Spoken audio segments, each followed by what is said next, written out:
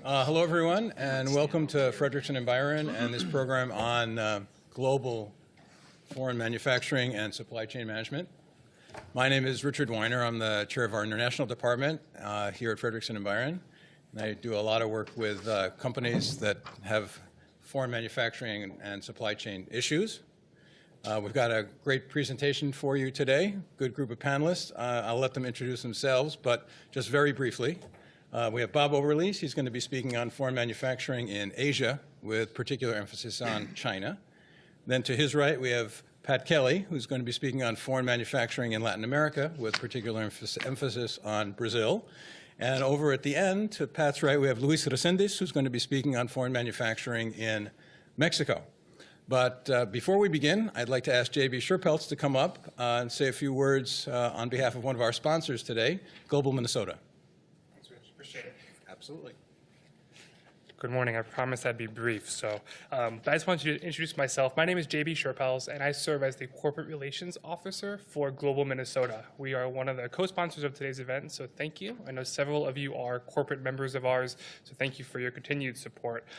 In my role, I work with our 48 corporate members to do programs and co-sponsor programs like this. So we host oftentimes delegations to the State Department, dignitaries, ambassadors, and work with our corporate members to find what is of interest to you, what would be beneficial for you. We've worked with Frederickson and Byron since 1999. They've been providing support for the work that we do.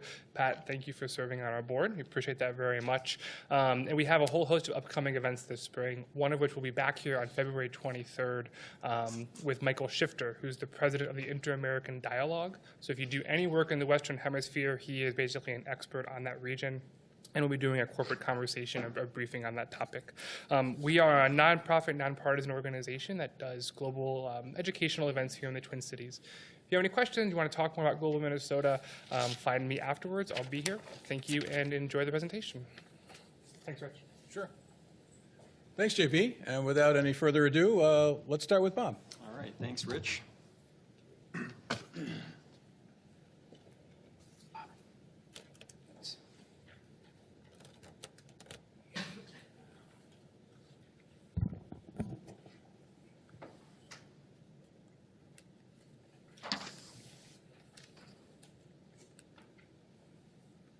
Okay, let's see. Everybody hear me okay? I guess it's a small room. Thanks for joining us today. I'm going to cover Asia, but before I get into my presentation, I'll just would like to kind of get a sense of who's in the audience. And assuming because you're here, you're doing some business abroad, but how many are actually doing business in Asia? Just by a show of hands. And how many have legal entities in Asia? And any employees in Asia? Okay, great. That's helpful. I'll just say a little bit briefly about our firm. I think a lot of us, we have a lot of clients in the room. A lot of folks are familiar with Frederickson. About 300 lawyers spread across half dozen offices in the Midwest. We're in Mexico. We're in China. Our China practice is, well, we started our China office about 10 years ago. And it's there to primarily help U.S. clients navigate in China and also broader Asia for whatever they might be doing over there. Typically, it's M&A support, it's manufacturing, it's licensing, joint ventures. Recently in China, because of the economic changes there, we've been very active with restructuring, helping clients with kind of work slowdowns, liquidations, spin-offs, this sort of thing. And so the topic today is one that has kept our Asia practice busy consistently. And I'm going to focus on assessing the health of Asia manufacturing and talk about some recent country trends as well. I think I only have 20 minutes, so I'm going to try to move quickly. There's a lot of countries to cover. I'm not going to cover each of them in detail, but each slide has some good data and statistics for each country that you can look at in your free time. So with this first slide, this chart shows U.S. direct investment in manufacturing broken down by country, and these are net numbers, so showing total capital inflows minus any capital that is being pulled out of the country. So this is why you see, I don't know if there's a pointer here. Oops. But you see a dip here for Japan. Anybody know why that would be? So that would be net outflow of capital from Japan in 2012. Yeah, that was Fukushima. So Fukushima happened in 2011, and then a lot of U.S. companies were pulling capital out at that time. But what you see here is U.S. investment in China continues to dominate and is growing. And if you combine all of the ASEAN countries and India down there together, you look at Thailand, Malaysia, India, the Philippines, Indonesia, they all combined still don't add up to what China is getting. And I'll go country by country shortly, but what can we say about Asia as a whole right now in terms of the health of the manufacturing sector? A lot of these slides will be using a common metric for measuring the health of manufacturing. That's PMI, and I'm using the Nikkei Asia Sector Purchase Managers Index. And so a reading above 50% means that the economy or the sector is expanding, and below 50% means that it's contracting. And if you look at the numbers for Asia as a whole, the December showed increased business activity in 16 of the 19 sectors that are monitored, and that was up from November. Manufacturing in Asia expanded in December, and the PMI registered 54.7%. This was showing a growth in manufacturing for the 4th consecutive month, and it was a new high for the year. So in general, Asia manufacturing is growing and expanding. With that, we can talk first about China, because China has been the predominant destination for foreign manufacturing, U.S. manufacturing, for the last 2 decades. Manufacturing makes up 30% of China's GDP, and services make up about 50%. And this is really important. This ratio is very important because the Chinese policymakers in Beijing are looking to shift this ratio over the next decade so that more is made up from services. They want to become a service economy. They want consumer spending to go way up. They don't want to be the manufacturer of the world anymore. It has had a tremendous cost on their environment. So they would like to transition away from that, certainly the low-skill manufacturing that it's been traditionally known for. But they also want to maintain growth, and this transition is not going to be easy, and they're going to be very much focused on maintaining that ratio. So if the service sector does not increase at the pace that they want, they're going to continue to be reliant on manufacturing. And we've already seen that. A couple of years ago, they were making changes to their economy. Economy was starting to slow as planned, but they were starting to get concerned about that. And so you're starting to see a delay of implementation of some of the reforms and a refocus on manufacturing so that they maintain their role as kind of the preeminent destination for foreign manufacturing dollars. They want to switch the type of manufacturing they're doing, but they want to still maintain that their leadership at the very top. So if we just look at some statistics here, and I don't know whether there's a little laser here, but the graphs at the top show essentially the manufacturing value that is added over the last decade. And so manufacturing value added has been increasing year on year since 2000. The growth rate has slowed down, though, from 15% per year, which is incredible, to that was in 2001, to 4% in 2016. Export manufacturing, which was kind of the big driver over the last couple decades, that also is increasing year on year since 2000, although the growth rate is also slowing. You had 16% in 2001 and 5% in 2016. Advanced manufacturing is kind of the big story right now in China. It's exploding. It's expanding tremendously, and that's what China wants. They want to move up the value chain. By 2016, the sale of high-end equipment has more than tripled that of 2010. Hourly, the middle graph here in terms of the wages, hourly wages in China are still comparatively low, certainly to the West. In the big cities like Beijing and Shanghai, you're looking at about $2.50 per hour. In the smaller cities around China, you're looking at about half of that. So that seems low when we're talking in the U.S. of trying to go up to $15 an hour. But compared to some of the other countries in Asia, ASEAN countries, it is getting a little high. And it continues to rise despite a slowing economy, despite increase in energy costs and other costs for manufacturers in China. So that's causing concern for foreign manufacturers there. And I'll talk about that in a minute. China's currency, the yuan, is devaluing, and last year we saw this graph over here shows a general decrease in the value of the yuan compared to the dollar, and it was above 6.8 since early November, and in December it was above 6.9 in the past month, and so this is all of that should, and expected to continue as well. So that should help ease some of the pressure for foreign manufacturers in China. But we're seeing kind of mixed feedback from manufacturers right now on that point. In terms of PMI for China, when we say, you know, what is the health of the economy right now in terms of manufacturing?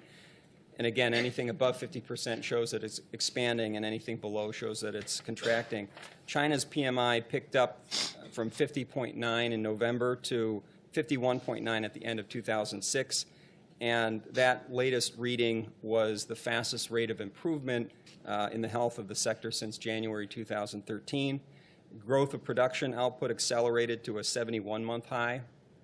Manufacturers have been reducing their workforce numbers over the last few years. We've been seeing a lot of that, helping our clients deal with workforce reductions and mass layoffs. But that rate of job cutting is now starting to moderate. So overall, the picture is improving, and continued improvement is expected. FDI is the picture of foreign direct investment in China is also quite strong. China attracted 118 billion US dollars in total in 2016. That was rising compared to 2015. December data showed that FDI in China rose 4.1% in 2016.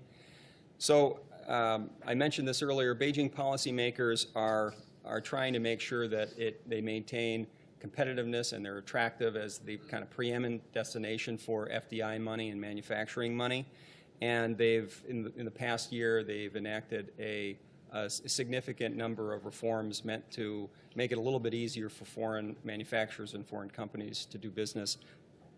And they've removed registered capital minimums.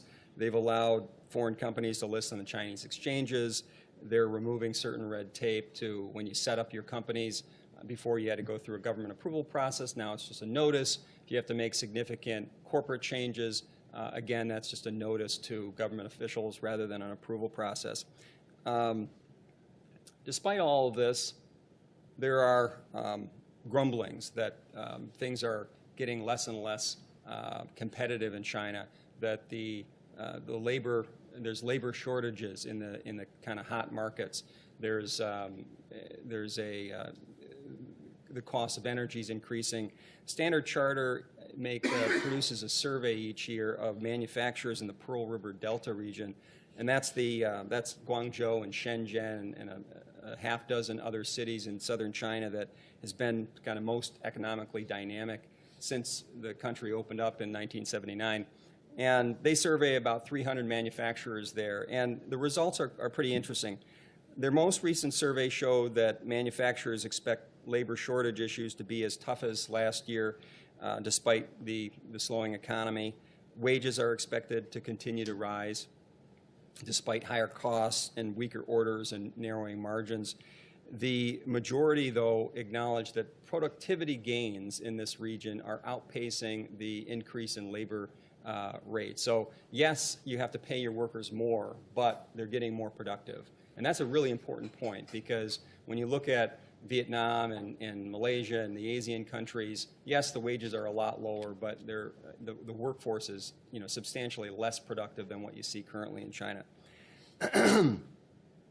And they surveyed these manufacturers in terms of what are they going to do about these costs, and the majority of them are addressing it with investing in automation and streamlining processes rather than looking to go elsewhere. But there is a minority, 13% of respondents are considering the option of relocating either further inland to smaller cities in China or to ASEAN countries. And that was 9% last year indicated they were considering relocating, so it's now 13%. Higher end manufacturers are likely better placed to handle these higher costs, and as they focus on more value-added activities. But for companies that are producing low-end, low-tech, they may be favoring moving to, again, smaller cities in China or to other ASEAN countries. There's also the political element between U.S. and China right now with the new administration, and that's hard to say what will happen. But Trump's pick to lead the Commerce Department, the billionaire investor Wilbur Ross, he is known to be a kind of devoted Sinophile. And he's made some comments in the press that I'll just quote from because I think it's kind of interesting, the contrast between his take on China and what Trump has said. So he said, I think the China bashing is wildly overdone in this country. The reality is that if something were to happen that cost China jobs, like if they upwardly revalued the currency a lot, those jobs aren't going to come back to the U.S. They would go to Vietnam, they would go to Thailand, they would go to whatever country was the lowest cost. So it's a fiction on both sides that those jobs will come back. When he was asked about outsourcing, he said, China has become the whipping boy in the U.S., just as Japan was 15 years ago. This certainly is intellectually wrong. And in May, he noted that China's currency is, in fact, overvalued, not undervalued as Trump claims. He said, I disagree with my friend Mr. Trump in that particular regard, he told Bloomberg News. So now, if he's confirmed, and I guess he's having some trouble with some domestic help, but if he's confirmed, he's going to have to moderate his views, of course, once he's in the administration. But you get a sense what his perspective is on China. And so he's expected to be a moderating influence, as well as Trump's pick for ambassador to China, our neighbor to the south, Governor Terry Branstad, who's got a very close relationship with President Xi. So regardless, it should be interesting to kind of watch how this plays out. Let's talk about some of the other options, some of the other countries.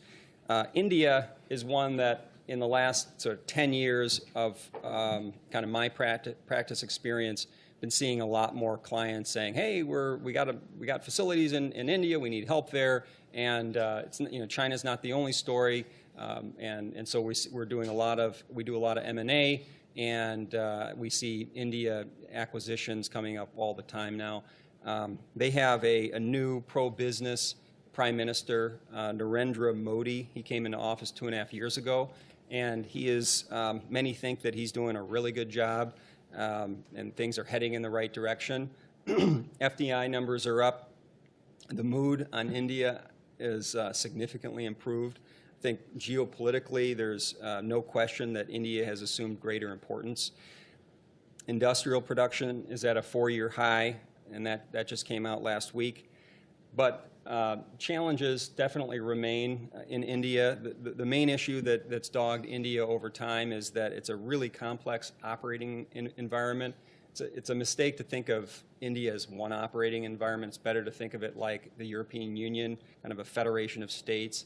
And it really depends on where you are, whether it's going to be pro-business or not. And the laws and the regulations that differ from state to state has caused foreign manufacturers and foreign companies, significant heartburn. Moving goods between these different states is a real pain in the neck. You often, you'll have goods that are held up. It's not like our interstate commerce system where you can freely go from Minnesota to Iowa There, your goods are going to be held up at the Iowa border for maybe 4 days while somebody's checking your permits and your licenses and all of this, and that's an opportunity for graft. And so these are kind of the types of operational challenges that a lot of companies have traditionally had in India. Now, the new Prime Minister is seen as targeting that in a very big way, and if he has time and he stays in office, he may be quite effective at bringing significant change. I'll just say a little bit about the ASEAN countries. So ASEAN means essentially not China, not Hong Kong, not Taiwan, not India, but everything else in Southeast Asia. So Vietnam, Cambodia, Malaysia, Indonesia. And as a whole, that group, which is often seen as a kind of another lower cost manufacturing, and that might be the future of low cost manufacturing, they've seen a deterioration in the health of the sector for the 3rd month running. December survey data rounded off another disappointing 4th quarter. Stronger declines in output and total new orders, overall decreasing new business. There are some bright spots, though. Singapore is one of them, a really impressive performer for its size. Expansions in both output and total new orders. Employment growth is at a record pace. Growth in new business from abroad accelerated. So they're doing really well. Singapore FDI is still very strong. Thailand has had a much harder time, partly due to political turmoil. They had the death of their king, and foreign direct investment for the first half of the year fell by more than 90% in value to the lowest mark in over a decade. And that, again, is part of that decline is attributed to structural problems in the Thai industry. The wages keep going up, but they continue to produce really low quality product. And so there's competitive issues there. Vietnam is another bright spot. Manufacturing output rose for the 12th time in the past 13 months during December. Another solid increase in new orders. Manufacturers increased staffing levels for the 9th consecutive month. FDI is surging. They attracted more than $11 billion in FDI for the first half of the year. And most of that investment is from other Asian countries. So if you remember the slide in the beginning, Vietnam didn't even register for U.S. investment. So it's a U.S. manufacturing money coming into Asia. It's tiny, it's like $750 million, really, really small. So most of this surging in Vietnam is from other Asian countries. I'm just going to say Philippines has new leadership, and the new leadership is kind of very vocal about moving away from the United States and closer to China, and has made tons of trips to China, coming back with new MOUs and new orders. And they have, after 2015 was flat, but they have been, basically the first half of 2016 was, they did extremely well. So they're posting some good numbers now. Traditionally, though, it's been energy, business process outsourcing. It's not something that we do a ton of work in right now. Malaysia, Indonesia have been poorer performers. And just, I have only a few more minutes left, so I'm just going to mention TPP. So TPP is, that's the Trans-Pacific Partnership, and this was the signature diplomatic initiative under President Obama, and it was intended to lower tariff barriers that accounted for about 40% of global trade. It was this really big project. They were working on it for 10 years, and for the administration and for everybody involved, it represented a big setback, because what happened last year in the U.S. political climate became very unpopular with both parties. So the Democrats were saying, no, we don't support trade deals like TPP, and then Trump started to become very critical, and all of a sudden it just was off the table. And that, for the region, is quite disappointing, because a lot of these countries, the U.S. was working very hard. One of the reasons for TPP is a bulwark against China, and China's got its own TPP, which now everybody's talking about. And the big disaster would be U.S. architected this incredible trade deal, and now it's dead. And so China's going to kind of step in and take over. And the big winners that were supposed to be, were expected for TPP would be Singapore and Vietnam and Malaysia. So now a lot of the growth that was expected out of TPP is probably not going to happen for those countries. And the idea, the thinking is that China now will be the sort of the big winner because TPP is dead. I think I'm out of time, so with that, I'll turn it over to Pat.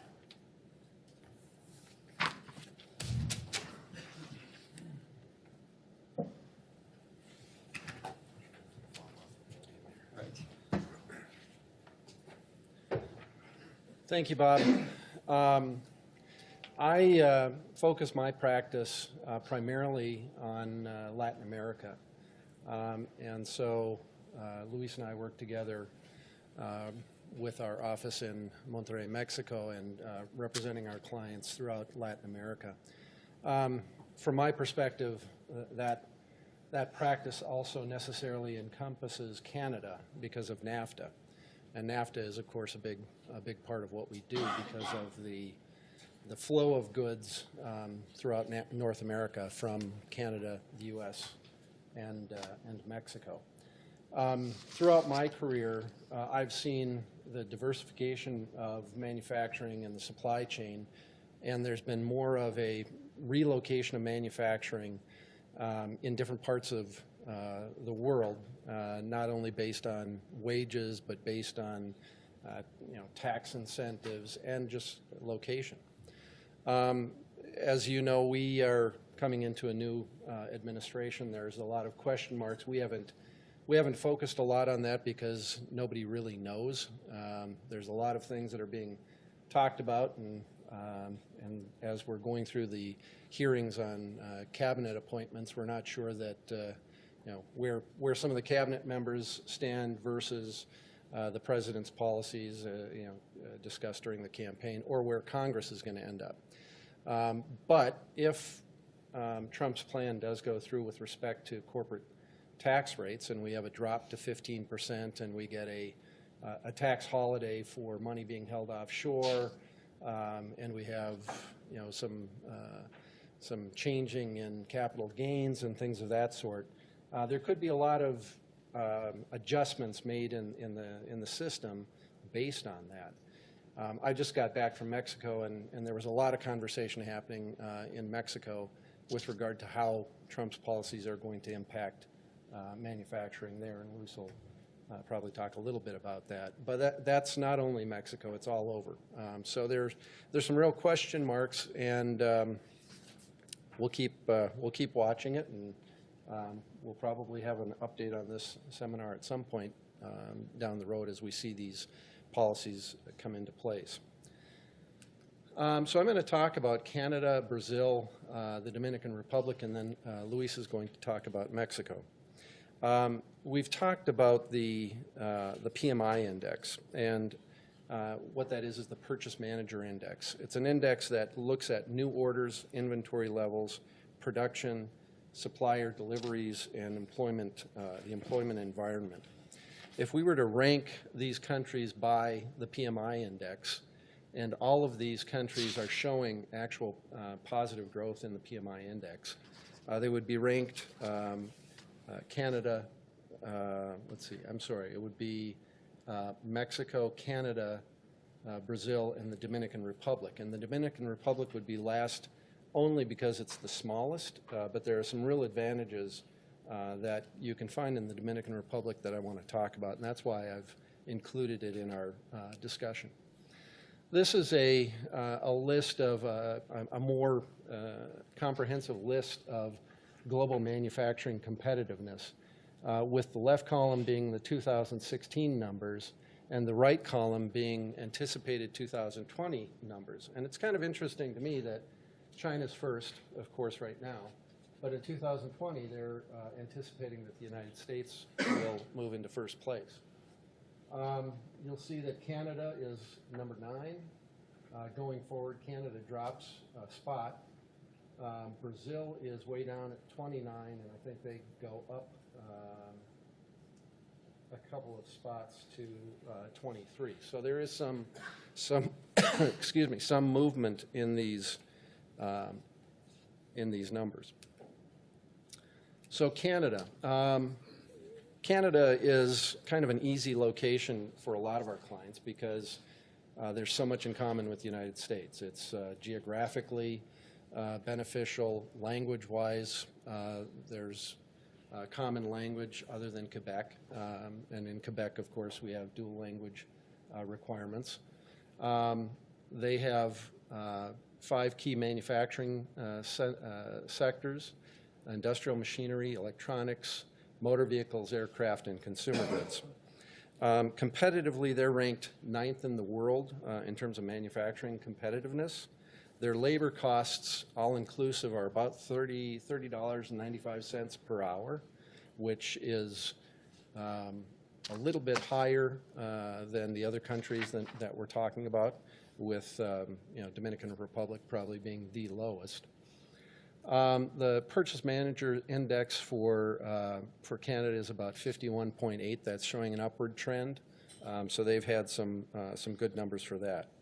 As compared to Mexico, which is ranked 8th in competitiveness with a $6.24 per hour labor cost, they're high. But again, there are other advantages in terms of doing business in Canada. Some of the legal considerations with respect to Canada. Again, from a legal perspective, common law, we have a very similar legal system. The judiciary is very similar. The language, other than French for Quebec, is very similar. There are labeling requirements when you're doing business in Canada that require French language labeling, but other than that, again, a lot of similarities. U.S. dollar is very strong. It's about $1.30 right now to the Canadian dollar, which means that we get a little bit more buying power. And of course, they're politically a stable country. They're also expected to have moderate positive growth. And so, again, for companies that have a lot of business in terms of selling goods into Canada, it's something to consider. Labor cost comparisons, I alluded to this a little earlier. If we were looking at the highest to the lowest, Brazil would be the highest, and that's primarily tax related. Canada would be second, the U.S. would be actually third, and then Mexico and Dominican Republic. Important to note as far as labor is concerned that the U.S. is the only country in this list of countries that has employment at will, which means you can terminate an employee at any time for any reason or no reason. And we'll talk a little bit more about that. Canada taxes, they've got a lower corporate tax rate, 26.5%. And then they've got a VAT tax, and they have a combination of provincial GST taxes and, in some provinces, kind of a combined harmonized VAT tax, which is called the HST. And you'll see that it compares from 5% to 15%. In Mexico, the VAT is 16%. In Brazil, I think it's 19%.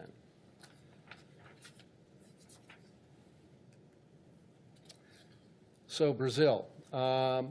Brazil is kind of a pet project of mine.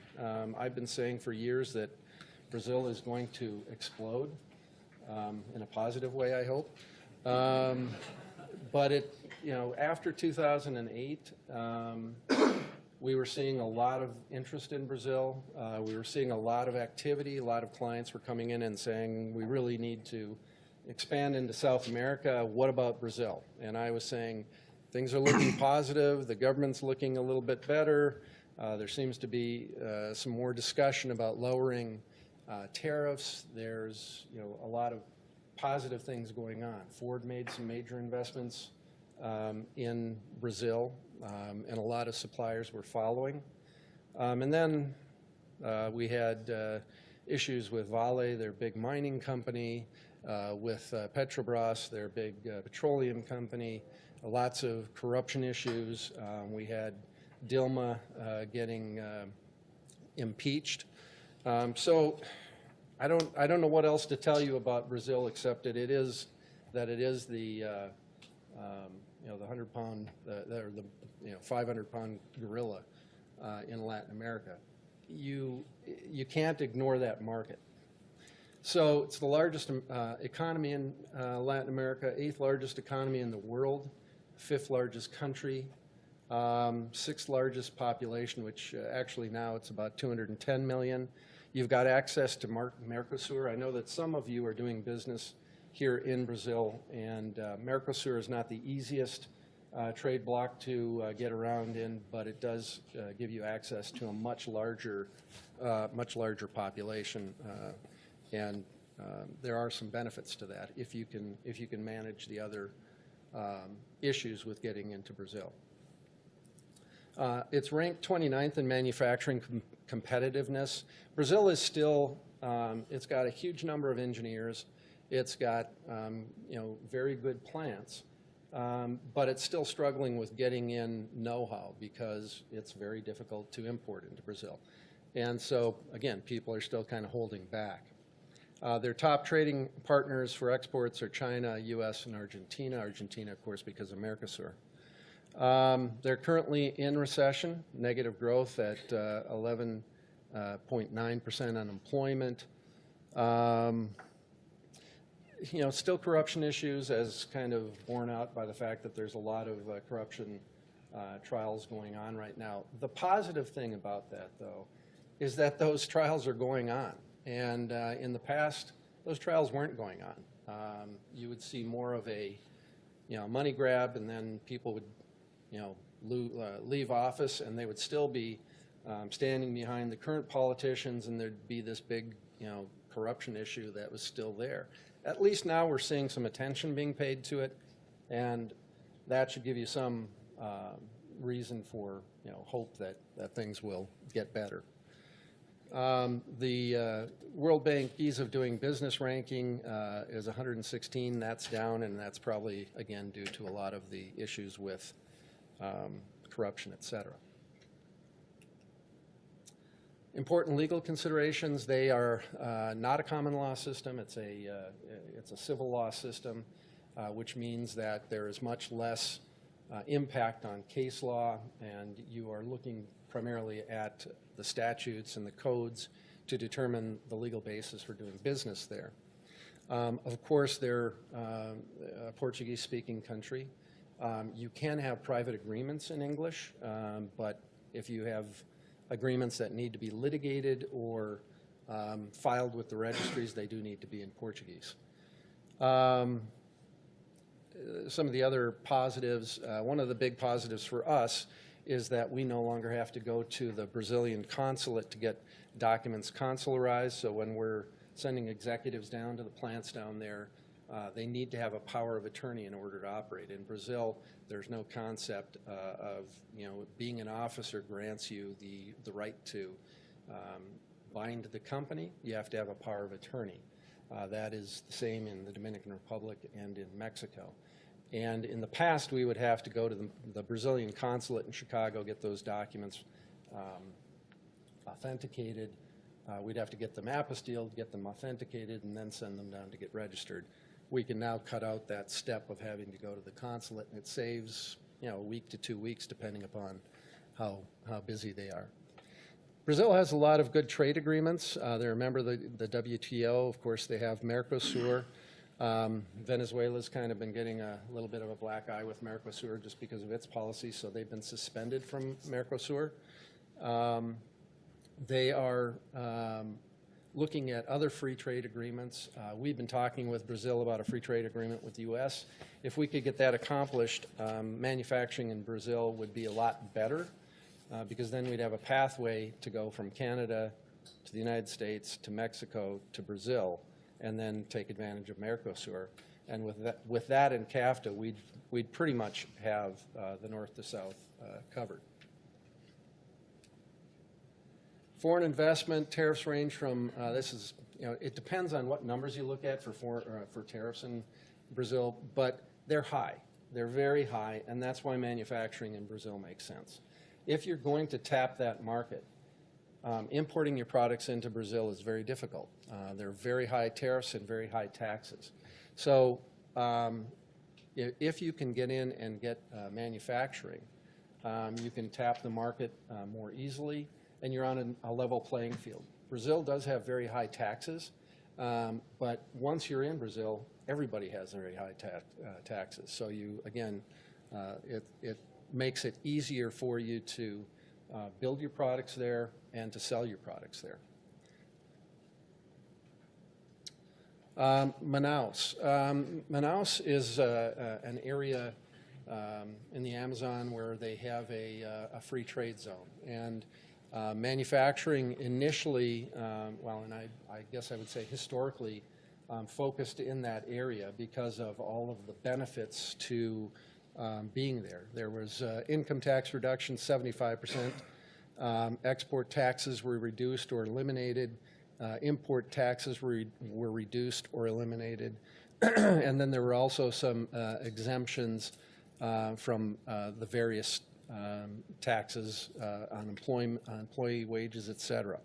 So it's something to consider if that makes sense for you geographically.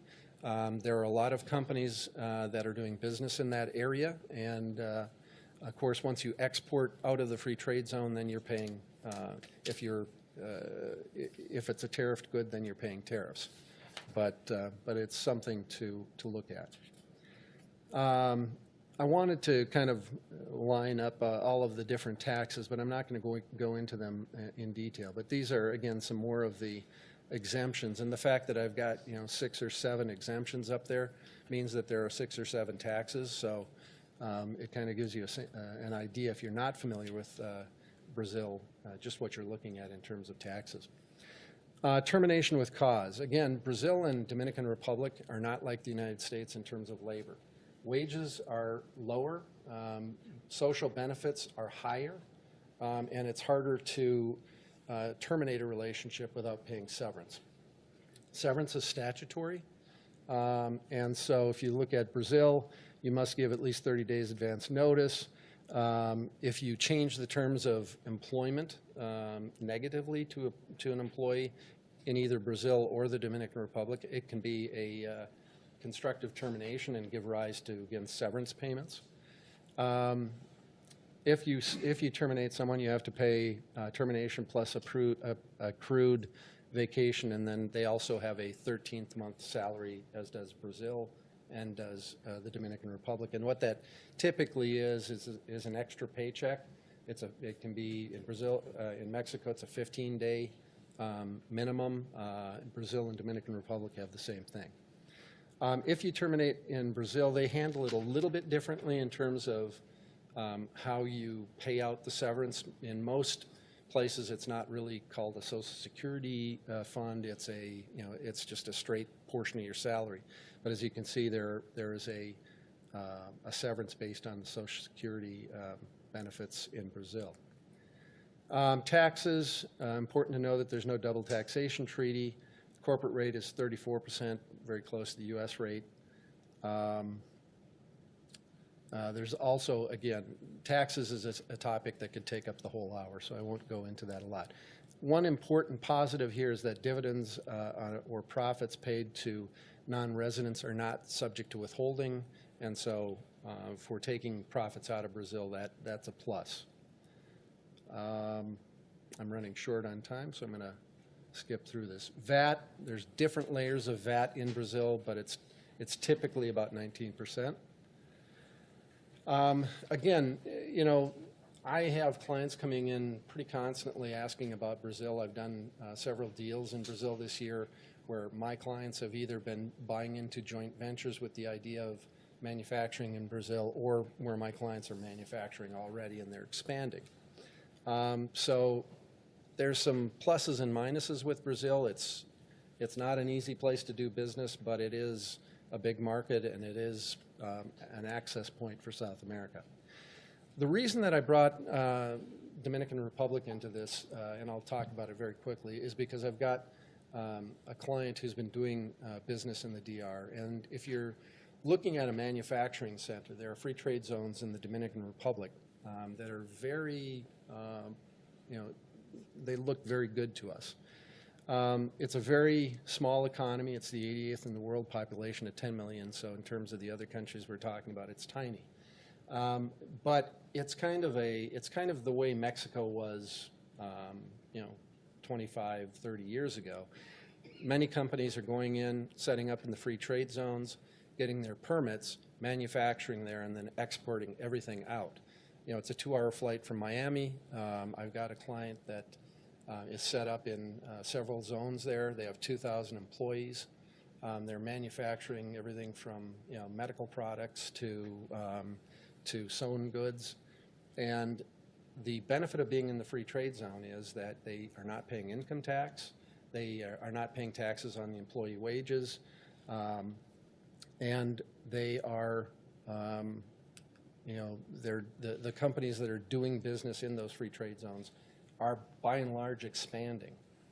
In order to do that, you set up a branch or you set up a Dominican subsidiary. It's very easy to do. You rent a facility within one of the free trade zones. You have to have a lease in place in order to apply for the benefits, the tax benefits. Then you apply with the Free Trade Zone Council for a permit to operate in the zone and to get the free trade zone benefits. You get your customs permit. And then, as I said, there are exemptions on the corporate income tax, incorporation and capitalization taxes, municipal taxes and export duties, VAT, and then there's low or no duties on the import of equipment that is used in the manufacturing process, and there are other kinds of exemptions that apply. Very low labor costs. Dominican Republic is part of CAFTA-DR, of course, so it gives you access to other CAFTA countries. They're also part of CARICOM, which is a Caribbean community, and they've got trade agreements with the EU, Panama, Chile, Finland, et cetera. So that's just a quick summary of a couple places that we're seeing clients go to. In all of these places, we're seeing kind of an uptick. Maybe Canada is probably a little bit flatter, more even, but these are some places to consider if you're looking for some additional locations for manufacturing. Thank you.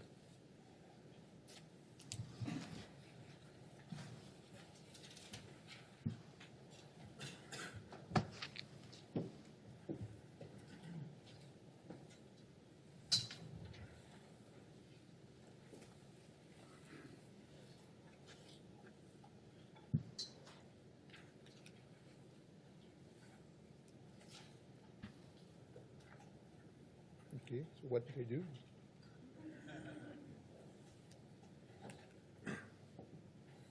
Okay, so morning. My name is Luis Reséndiz. I'm a partner here at Frederickson. For those of you who do not know me, I am Mexican national, well, not dual national. I went to law school in Mexico in the 90s. I practiced law in Mexico for a few years before coming to the U.S. in 97, and I've been with the firm since 2000. As Pat mentioned, most of my practice is helping U.S. companies or other companies, other foreign companies do business in Latin America because of the proximity with Mexico and because of the amount of trade with Mexico. Most of those companies are located or are doing business in Mexico. I see that a couple of you are ready to pass out, so I will ask you to, if you have questions, please ask those questions as I'm talking, because I think those presentations are useful if we talk about things that are of interest to you. If the stuff that I have prepared is of no use to whatever you are doing, then it's not going to be really fun. So just ask questions as we go along. My take is going to be a little bit different. I'm going to go through some statistics at the beginning, but then I'm going to dive a little bit deeper into the details on how you actually do manufacturing in Mexico, the different options that you have. First, so that I know how much I need to talk about these things, first I would like to ask you, how many of you are doing business in Mexico? How many of you are manufacturing in Mexico? Okay, and how many of you are familiar with what the Maquila or Maquiladora program is? Okay, okay. So just like Bob and Pat were saying, the U.S. depends, or especially over the last few years, has increased dramatically the amount of trade with different countries. Mexico is not the exception to that. The total trade, these are numbers from 2015, the total trade between Mexico and the U.S. was $583.6 billion, which it's equal to about $1.4 billion of trade going back and forth every day. The exports from the U.S. to Mexico was $267.2 billion. Mexico is the second largest market for U.S.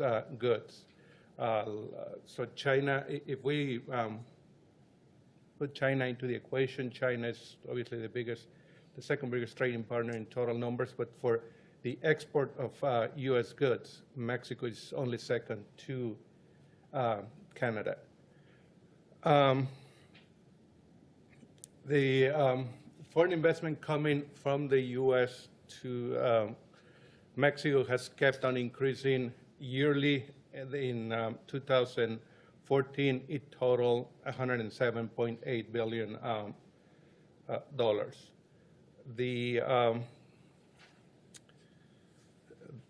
The numbers for 2017, because of, I think, in part of the uncertainty of what's going to happen with the new administration, and in part because of some internal issues that Mexico is going through right now, it's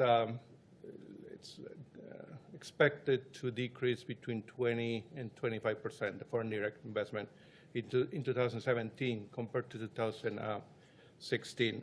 But those numbers are still pretty important.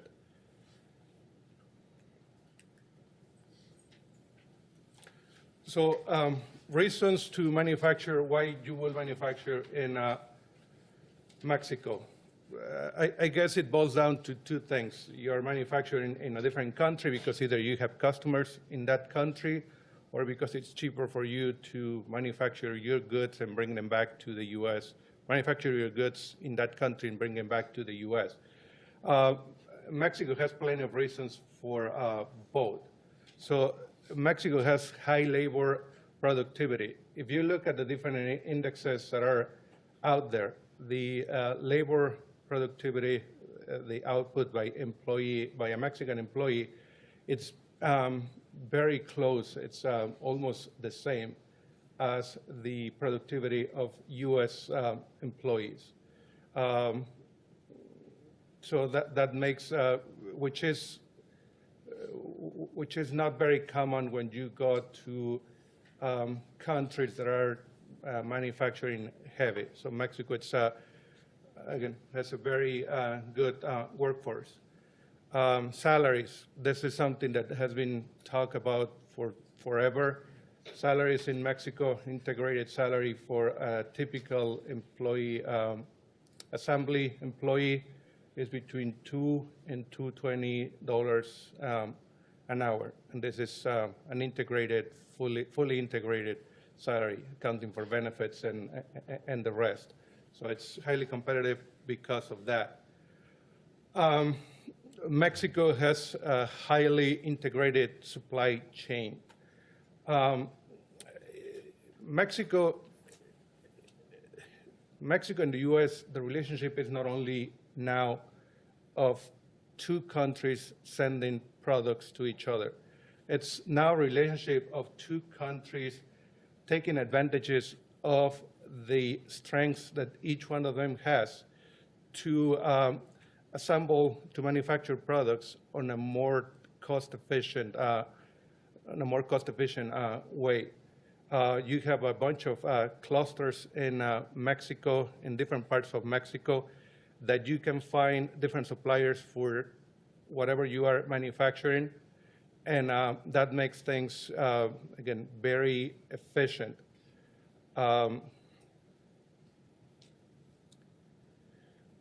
The cost of warehousing and transportation, it's very reasonable. Obviously, this is one of the advantages that Mexico offers over the Asian countries, and this is why I think one of the main reasons why some of the manufacturing that was done in Asia has been coming back to Mexico over the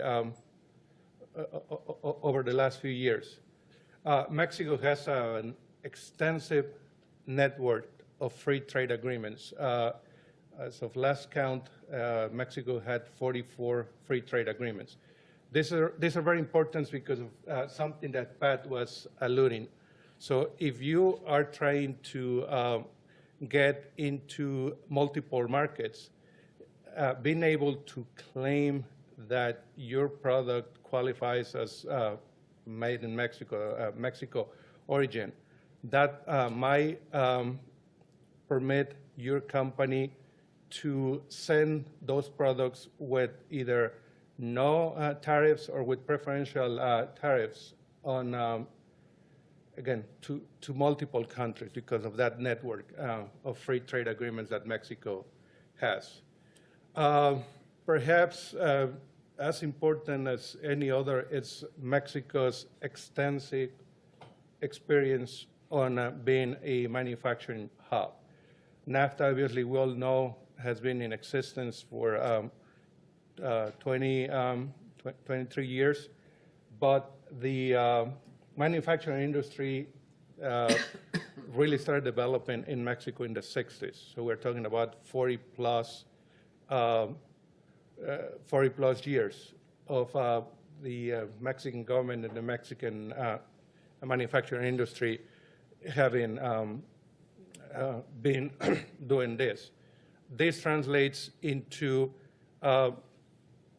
very simple or very,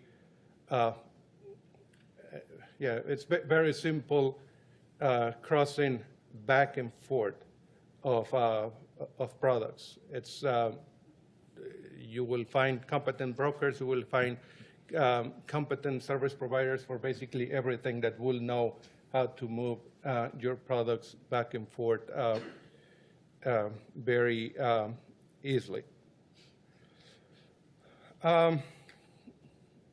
So when you go to Mexico to manufacture, most of companies, most of foreign companies that are manufacturing in Mexico re-export their products to the U.S. So that's one of the scenarios. Second is, in some cases, they use Mexico, as we were talking about a minute ago, to be the location to manufacture, and then from there send products to other countries using that extensive network of free trade agreements. And third is if you have customers in Mexico, you might want to manufacture in Mexico. Maybe you may be more competitive by doing that.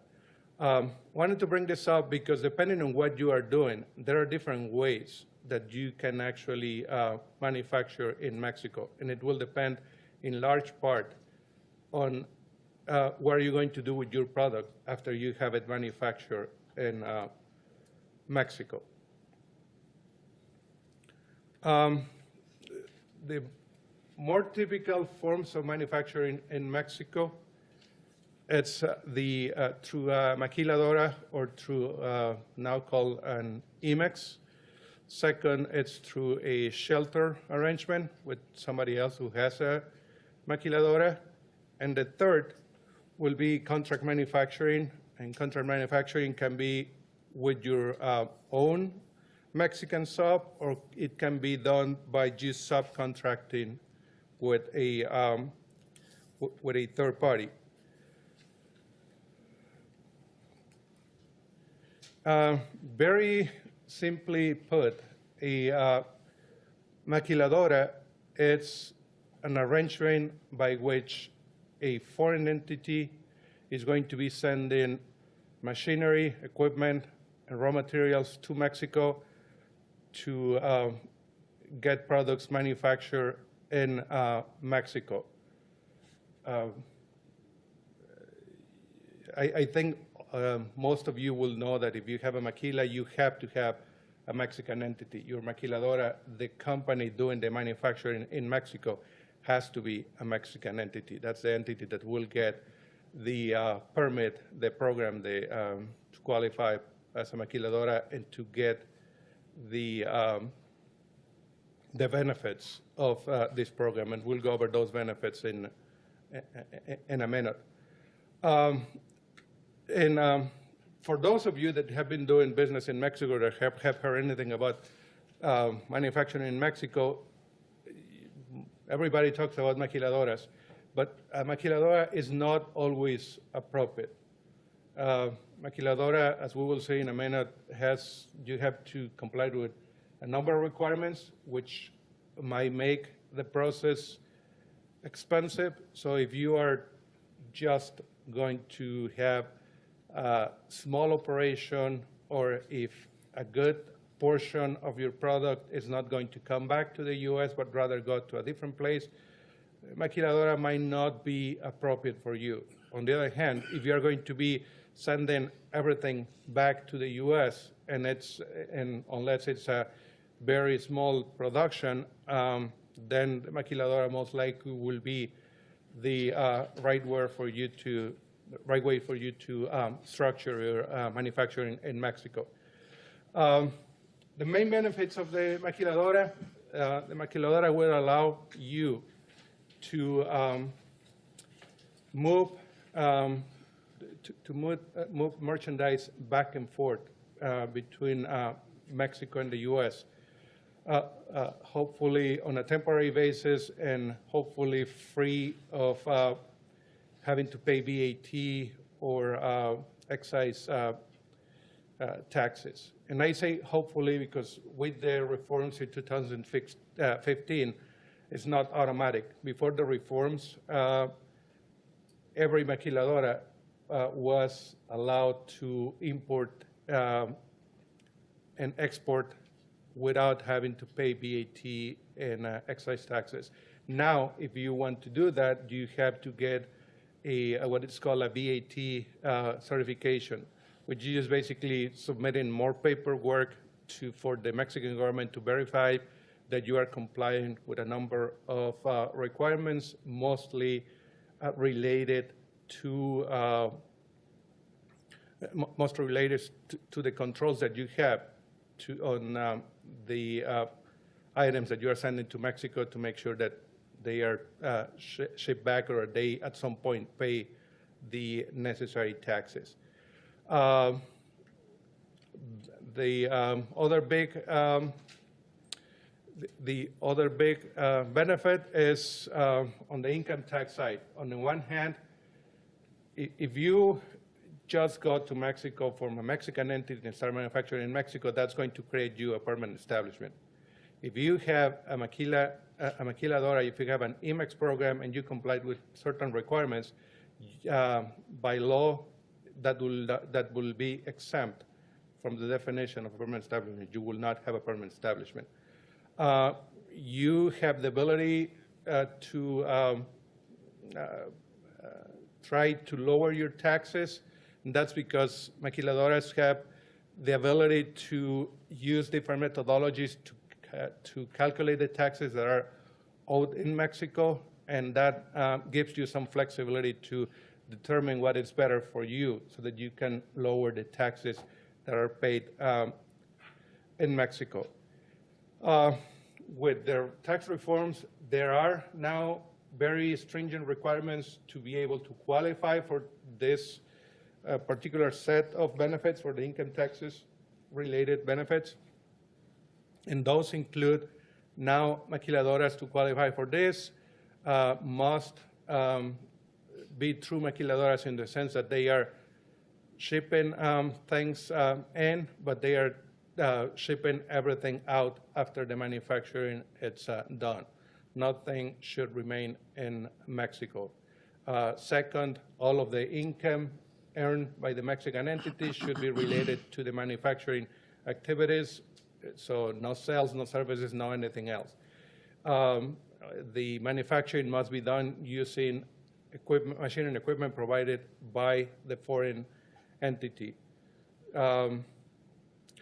The other benefit is because of how long the maquila industry has been in place, it's very efficient. Everybody, well, I shouldn't say not everybody, but well, everybody that is involved in foreign trade in Mexico will know how maquiladora works, and it's very efficient to move things in and out.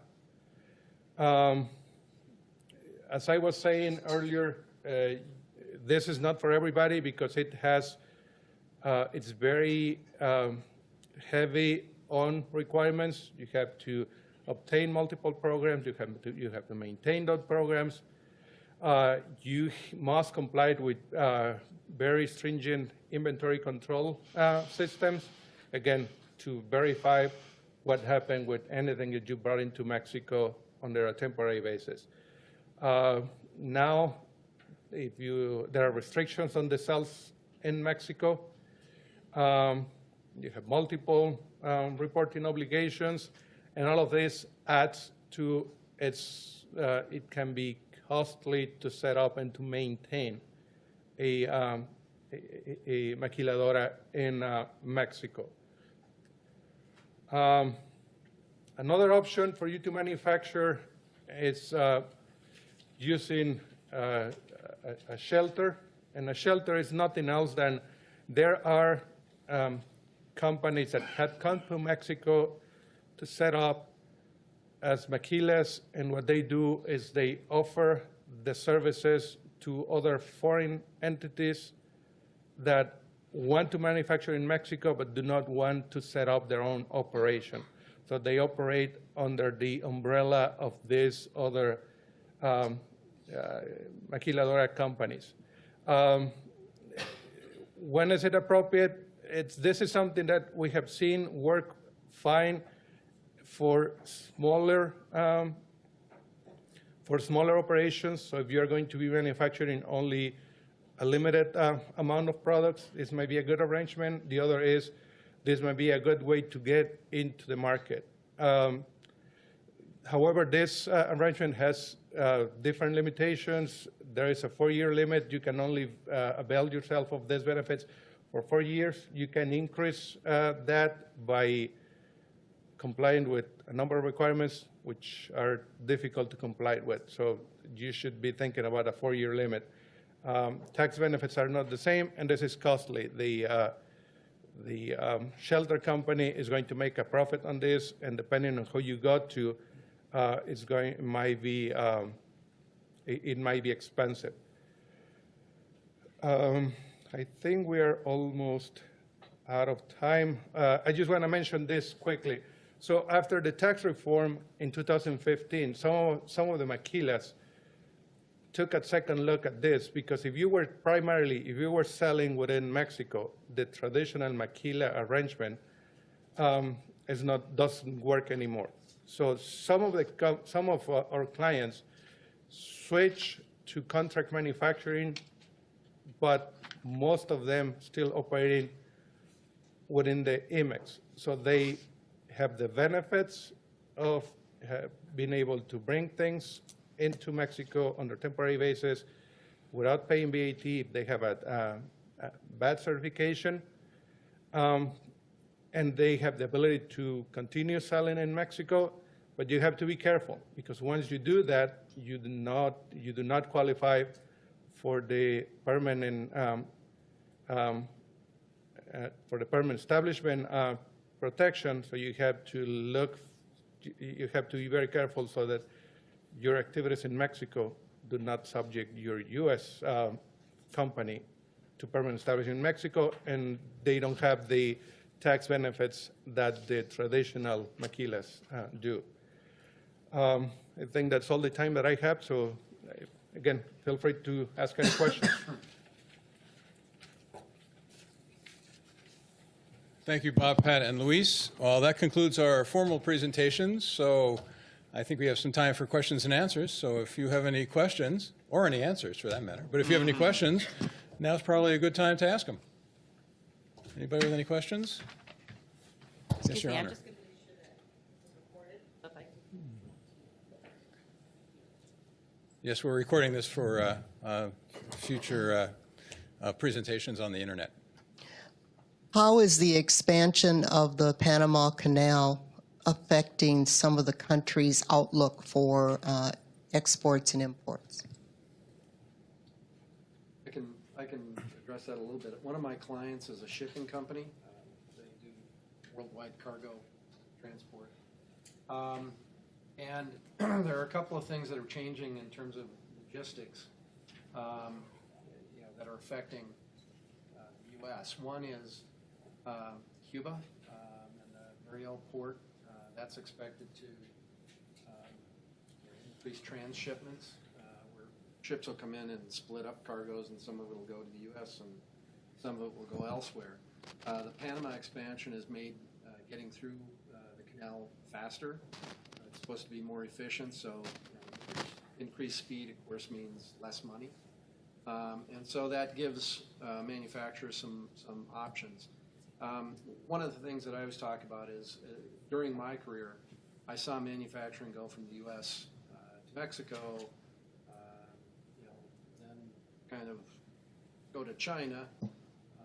Now we're seeing people who are manufacturing in China look at those costs and focus manufacturing there for expansion into Asia for sales of goods, and maybe less so for bringing product back. And the main reason that became kind of a change factor is because of the cost of logistics. So anything that decreases the cost of logistics gives manufacturers more options in terms of where they can manufacture and where they can ship to. Any other questions? Yes, sir. I'm coming. You talked about the free trade agreements between Mexico and other entities or other countries in the world. Are there any restrictions on the different manufacturing techniques that you talked about with respect to taking advantage of those free trade agreements? Not really. So the main thing on a trade agreement for you to be able to access that is to make sure that the country of origin, you can actually explain that it was, in this case, it was manufactured in Mexico. Your base can be anywhere, but if your product qualifies as being manufactured in Mexico, can claim Mexico origin, then you'll have access to all of those free trades, or you should have access to all of those free trades. One of the things that was talked about this morning on the news was what might happen with NAFTA. And most of the comment, as most of you have probably heard, Trump has been talking about,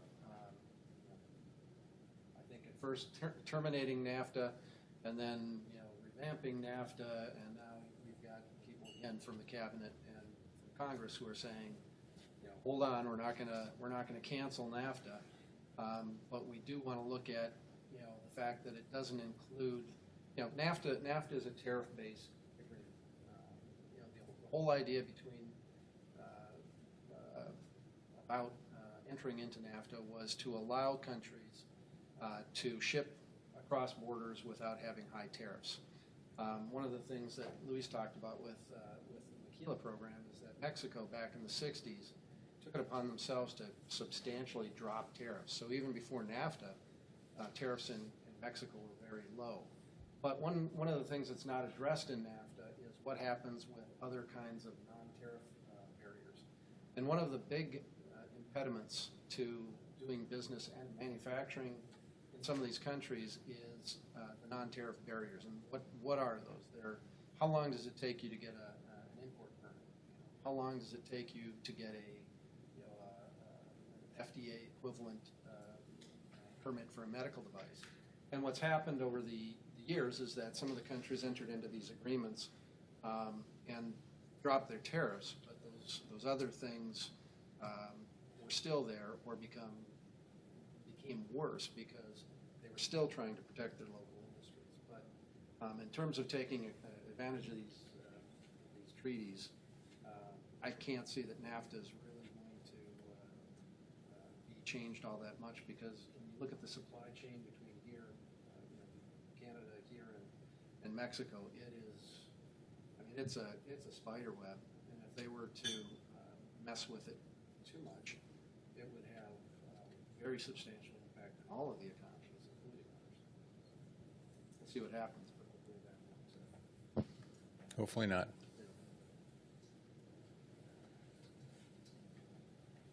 I'm going to take this in a different direction. In China, there have been news reports about pollution and Chinese government's efforts to reduce the impact of pollution on the workforce as well as their general population. How do you see that having an impact on the policies in the larger cities where manufacturing is focused, and what that impact might be on the type of industries that they're trying to engage in and the type of investments that they're seeking from abroad or domestically? Yeah, it's a really good question, and I think the short answer is it's a huge impact. One of the Communist Party that's been in power will be in power. They're going to have their 100th anniversary coming up in a few years, and they are incredibly focused on maintaining not only control and power, but also just domestic stability. And one of the biggest concerns among the population is environmental issues. And you see it every day in the news. I lived in Beijing in the 90s for about 4 years. I ran a marathon in Beijing in 1999 and had a headache for about a week. Not the smartest thing to do. And the air quality in Beijing has just deteriorated since. Shanghai air pollution is bad, but it's seen as sort of one of the best cities to live in among professionals and expats. And if you go to the smaller cities, the air can be really, really terrible, very much. And I think, Beijing, the Communist Party, is populated by a bunch of engineers. They know these issues quite well. They've had a hard time really tackling it. But we see it all the time in terms of clients who are looking to set up manufacturing facilities, depending on their process and if it's dirty. Something that required a lead bath, and that was one of the main reasons you wanted to do the manufacturing process in China. Can't really do that anymore. Environmental permitting takes a lot longer than it used to. Dirtier type processes, they're very sensitive about that. They don't want those types of companies anymore. At the same time, the localities, at the local level, they want FDI, they want investment. And so you're always going to have that disconnect between what Beijing wants and what people want and what the local municipality needs in terms of investment. So you always have a lot more flexibility at the local level, and they're looking to not necessarily look the other way, but find creative solutions for some of the mandates that are coming out of Beijing. So environmental is sort of the top 3 biggest issues right now facing the government in China. It's on everybody's minds. And it hasn't been getting any better. It just gets worse. And so there's no question this is part of the pivoting. They want to move away from dirty manufacturing and to higher end manufacturing. And partly it's being driven by popular will. No one wants to live in the polluted air anymore, and it's causing cancer rates are skyrocketing, and there's huge health consequences. And so it's a big issue right now. I would add to that it's not just an issue for China. I mean, I flew into Monterrey week before last, and my flight was supposed to leave on Wednesday. We flew halfway down, turned around, went back to And it was due to two things. It was due to fog and to smog. You look at, I've been going down to Mexico since 1979, and there's an increased amount of smog hanging over Monterey. It doesn't help that it's whole in the mountains, but that's a common problem, and you see that everywhere. You see that in a lot of countries. And one of the things that we're seeing is Mexico's become more restrictive and more careful about the enforcement of environmental matters. The DR is probably a little less so, but of course Canada has pretty stringent protections as well. So, the manufacturing process obviously does have some side effects. China's probably the extreme example, but I think you're seeing more regulation on that around the world. Staying with China, China has been restricting funds coming out of China, both in terms of payments and investments and whatnot. What do you see as the best means of getting funds out of China for either of those two activities, payments or investment? So 2015, over $1 trillion left China, and it's a huge concern for policymakers in Beijing. And there's a contradiction. They want to encourage investment by Chinese companies to go abroad.